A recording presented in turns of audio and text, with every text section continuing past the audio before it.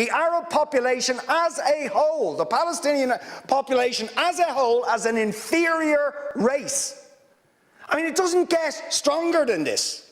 And yet you want to be careful about your language.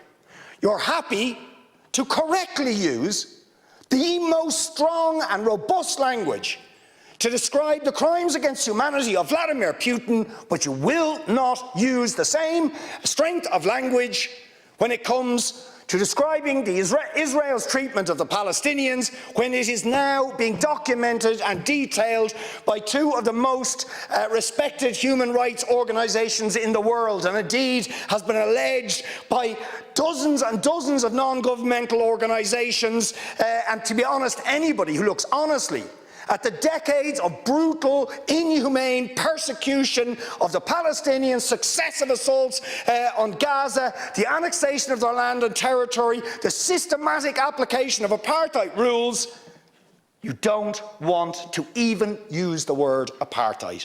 Never mind sanctions. 5 days sanctions against Putin and his thugs, 70 years of oppression by the Palestinians, and it wouldn't be, what was the word you used?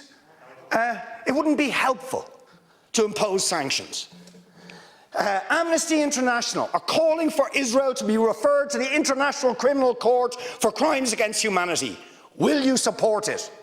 They are calling for targeted sanctions against Israeli officials who are perpetuating the system of apartheid, just exactly the same types of sanctions you've just initiated against Vladimir Putin. Will you support it? And I think the answer is clearly you're not going to. And then we ask the question, why? Why?